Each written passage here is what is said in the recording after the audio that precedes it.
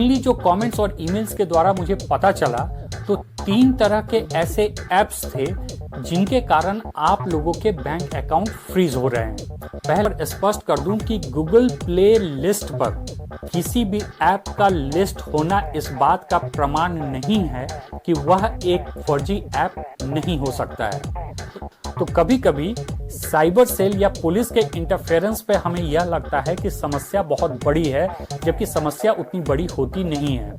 इसलिए जब भी आपका बैंक अकाउंट फ्रीज हो जाए तो पैनिक न करें, और जब भी आपको इस तरह की सूचना मिले इस संबंध में आप उस साइबर सेल में या फिर पुलिस के पास एक्सप्लेनेशन जमा कर दें। आप खुद जमा कर सकते हैं, किसी एडवोकेट के थ्रू करा सकते हैं, या किसी और रिप्रेजेंटेटिव के थ्रू भी आप अपने एक्सप्लेनेशन को जमा कर सकते हैं।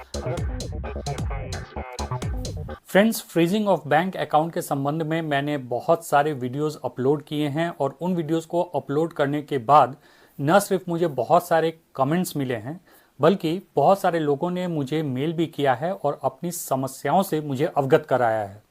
इन ईमेल्स और कमेंट्स के आधार पर मुझे बहुत सारी ऐसी जानकारियां मिली कि क्यों आप लोगों के बैंक अकाउंट्स साइबर सेल या पुलिस के द्वारा फ्रीज किया जा रहा है। इसके बाद मैंने थोड़ा सा रिसर्च भी किया, और एक सब्सक्राइबर के द्वारा मुझे कांटेक्ट किए जाने के बाद उसकी समस्या को भी मैंने सुलझाया। इस प्रकार से थोड़े रिसर्च और इस एक केस के सॉल्यूशन से मुझे बहुत सारी जानकारियां प्राप्त हुई। तो मैंने सोचा कि इन सारी जानकारियों को आपके साथ शेयर किया जाए, क्योंकि पुलिस या साइबर सेल के द्वारा फ्रीज किया जा रहा बैंक अकाउंट तो एक समस्या है ही, लेकिन इससे भी ज्यादा जरूरी हमें यह समझना है कि क्यों इन बैंक अकाउंट्स को फ्रीज किया जा रहा है और हमसे कहां गलतियां हो रही हैं।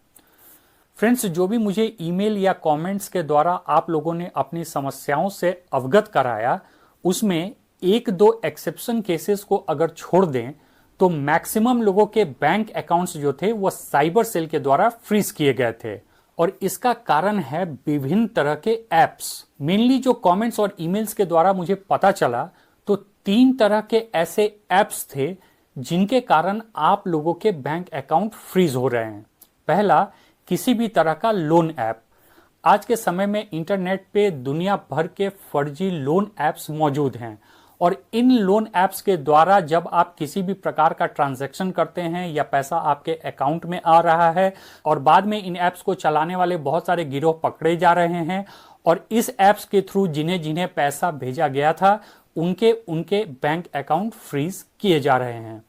इसके अलावा जो दूसरा ऐप है वह है इन्वेस्टमेंट ऐप। बहुत सारे ऐसे ऐप्स हैं जहां पर आप पैसा इन्वेस्ट कर रहे हैं और बदले में पैसा आपको रिटर्न में मिल भी रहा है, लेकिन प्रॉब्लम से यह आ रही है कि इन इन्वेस्टमेंट ऐप्स के द्वारा कुछ समय के बाद किसी तरह का फर्जीवाड़ा किया जाता है, और जब भी इस तरह का फर्जीवाड़ा साइबर सेल के नजर में आती है तो इस इन्वेस्टमेंट ऐप के द्वारा जिन्हें जिन्हें पैसा भेजा गया है उन सभी लोगों के बैंक अकाउंट को फ्रीज कर दिया जा रहा है। तीसरा तरह का जो ऐप्स है वह है गेमिंग ऐप्स। अब आपको यह जानकर आश्चर्य होगा कि एक सर्वे के मुताबिक जितने भी लोग इंटरनेट को एक्सेस कर रहे हैं उनमें से 40% व्यक्ति आज के समय में इन गेमिंग ऐप्स के द्वारा पैसा कमाने के फिराक में हैं। गेमिंग ऐप्स के द्वारा वो गेम्स खेलते हैं, गेम्स में पैसा जीतते भी हैं, और फिर उन्हें वो पैसा यूपीआई के थ्रू उनके बैंक अकाउंट में मिल भी जाता है। लेकिन बहुत सारे ऐसे गेमिंग ऐप्स हैं जो तरह तरह के फर्जीवाड़ा कर रहे हैं, और जब भी इन गेमिंग ऐप से संबंधित कोई भी शिकायत साइबर सेल को मिलती है तो वह इन गेमिंग ऐप्स पर न सिर्फ कार्रवाई करते हैं, बल्कि इन गेमिंग ऐप्स के द्वारा जिन जिन को भी पैसा भेजा गया है उन सारे लोगों के बैंक अकाउंट्स को फ्रीज किया जा रहा है। तो मूल रूप से यह लोन ऐप्स, इन्वेस्टमेंट ऐप और यह गेमिंग ऐप्स, यह 3 तरह के ऐप्स हैं जिनके कारण आपका बैंक अकाउंट साइबर सेल के द्वारा फ्रीज किया जा रहा है। तो मेरी यह सलाह है कि इन 3 तरह के ऐप्स से आपको बहुत ही सावधान रहने की आवश्यकता है। इंस्टेंट लोन लेने वाले जितने भी ऐप्स हैं उनसे बिल्कुल सावधान रहें। यह जितने भी इंस्टेंट लोन देने वाले ऐप्स हैं मूल रूप से यही आपको फंसा रहे हैं, और इनके कारण आपका बैंक अकाउंट भी जब्त हो रहा है। न सिर्फ बैंक अकाउंट जब्त हो रहा है, बल्कि यह जो फर्जी लोन ऐप्स हैं यह तरह तरह के और परेशानियां आपके लिए खड़ी कर रहे हैं। लोन अगर आपको लेना भी है और आप किसी पर्टिकुलर लोन ऐप से लोन लेना चाहते हैं तो सबसे पहले आप आरबीआई के वेबसाइट पर जाकर चेक कर लें कि क्या यह जो लोन देने वाली कंपनी है वह आरबीआई के साथ रजिस्टर्ड है कि नहीं है, यानी कि आरबीआई के द्वारा इन्हें लोन लेने और देने के संबंध में परमिशन है या नहीं है। अगर आरबीआई के साइट में यह कंपनीज आपको रजिस्टर्ड मिले तो आप इन पर यकीन कर सकते हैं, और अगर वहां पर आपको रजिस्टर्ड न मिले तो बिल्कुल भी इन लोन ऐप्स पर आप भरोसा न करें।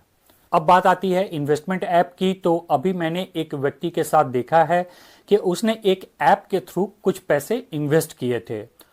उस इन्वेस्टमेंट के बदले उसे अच्छा खासा रिटर्न भी मिल गया। उस ऐप के द्वारा पैसा जो था उस व्यक्ति के अकाउंट में जमा भी कर दिया गया।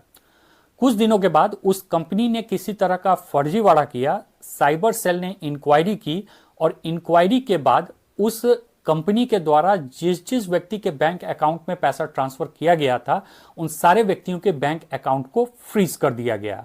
तो जब आप इन्वेस्टमेंट भी करने जा रहे हैं तो आपको बहुत ही सावधान रहने की जरूरत है, क्योंकि अगर आप किसी भी XYZ और अरे गहरे इन्वेस्टमेंट ऐप के थ्रू इन्वेस्ट कर रहे हैं तो हो सकता है आपका पैसा डूब भी जाए या फिर इस तरह की परेशानियां आपके सामने खड़ी हो जाएं कि आपके बैंक अकाउंट को ही साइबर सेल के द्वारा फ्रीज कर दिया जाए। तो लोन ऐप और इन्वेस्टमेंट ऐप दो ऐसी चीजें हैं जहां आपको बहुत सावधान रहने की आवश्यकता है। अब यहां पर एक समस्या और खड़ी होती है। कुछ लोगों ने ईमेल और कमेंट्स के द्वारा मुझे यह बताया है कि उन्होंने तो फलाने लोन ऐप पे पैसा इन्वेस्ट किया था या फिर फलाने इन्वेस्टमेंट ऐप पे उन्होंने पैसा इन्वेस्ट किया था, वह सारे जितने भी कंपनीज हैं या जितने भी ऐप्स हैं वह ऑलरेडी गूगल प्ले पर लिस्ट हैं। इसके अलावा बहुत सारे ऐसे यूट्यूबर्स थे जिन्होंने इन ऐप का रिव्यू किया था, इसके बाद ही उन्होंने इन ऐप्स पे पैसा इन्वेस्ट किया था। इसके बावजूद वह कंपनी फर्जी निकल गए, तो इसमें क्या किया जाए? तो एक बात मैं आपको यहां पर स्पष्ट कर दूं कि गूगल प्ले लिस्ट पर किसी भी ऐप का लिस्ट होना इस बात का प्रमाण नहीं है कि वह एक फर्जी ऐप नहीं हो सकता है, बल्कि फर्जी कंपनी के नाम पर ऐप बनाने वाले या फिर घोटाला करने वाले बहुत ही शातिर होते हैं और वह एक बहुत ही परफेक्ट वेबसाइट या फिर इस तरह के ऐप्स को डिजाइन करते हैं और अपने ऐप्स को गूगल प्ले लिस्ट पर लिस्ट करवाते हैं। इसमें गूगल प्ले लिस्ट भी कुछ नहीं कर सकता है, क्योंकि उनके जो नॉर्म्स हैं उन पर यह ऐप्स बिल्कुल परफेक्ट बैठते हैं। जहां तक बात रही यूट्यूबर्स की, तो अकॉर्डिंग टू मी मुझे नहीं लगता है कि यह सारे यूट्यूबर्स जो हैं वह डायरेक्टली उन कंपनीज के कांटेक्ट में रहते हैं या फिर उन्हें उस कंपनी की हकीकत मालूम होती है। अधिकतर यूट्यूबर्स अपने चैनल को चलाने के लिए इस तरह के ऐप्स को देखते हैं और इनका प्रमोशन करते हैं, तो उन्हें भी इस तरह की बिल्कुल जानकारी नहीं होती है कि जिस ऐप का वो रिव्यू कर रहे हैं वह ऐप किसी फ्रॉड को कमिट करने के उद्देश्य से ही बनाया गया है। तो कहने का तात्पर्य यह है कि कोई ऐप गूगल प्ले लिस्ट पर लिस्टेड है या किसी यूट्यूबर्स ने उसका रिव्यू कर दिया है, यह कोई गारंटी नहीं है कि वह इन्वेस्टमेंट ऐप या लोन ऐप जो है वह बिल्कुल सही है। अभी जो ऑनलाइन ट्रांजैक्शन और इन ऐप्स की स्थिति हो गई है, मेरा सजेशन यही है कि जब भी आप पैसे इन्वेस्ट करें इन लोन ऐप्स या इन्वेस्टमेंट ऐप के थ्रू, तो बारीकी से आप इन सारे ऐप्स को एनालाइज कर लें और तभी इस पर इन्वेस्ट करें।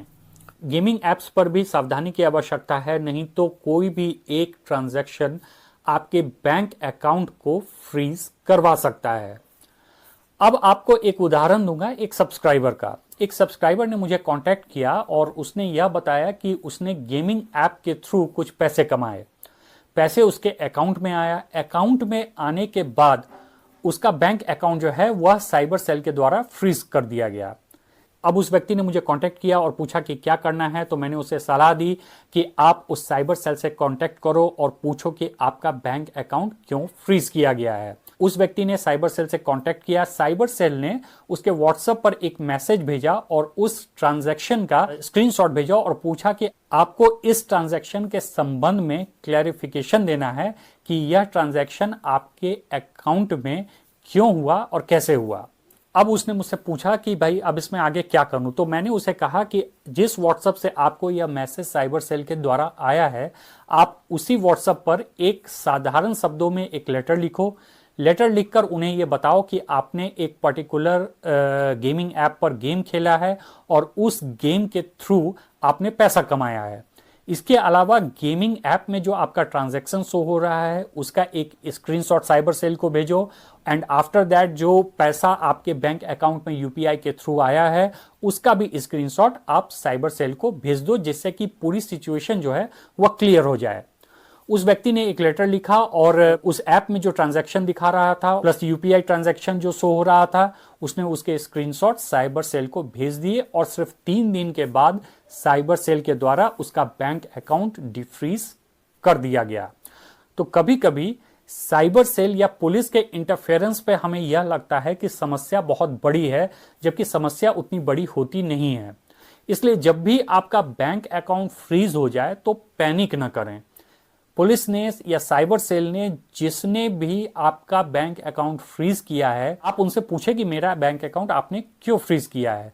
डेफिनेटली उधर से आपको कोई ना कोई जवाब तो जरूर आएगा कि फला फला कारण से आपके बैंक अकाउंट को फ्रीज किया गया है, और आपको इस संबंध में या इस ट्रांजैक्शन के संबंध में एक्सप्लेनेशन देना होगा। और जब भी आपको इस तरह की सूचना मिले इस संबंध में आप उस साइबर सेल में या फिर पुलिस के पास एक्सप्लेनेशन जमा कर दें। आप खुद जमा कर सकते हैं, किसी एडवोकेट के थ्रू करा सकते हैं, या किसी और रिप्रेजेंटेटिव के थ्रू भी आप अपने एक्सप्लेनेशन को जमा कर सकते हैं।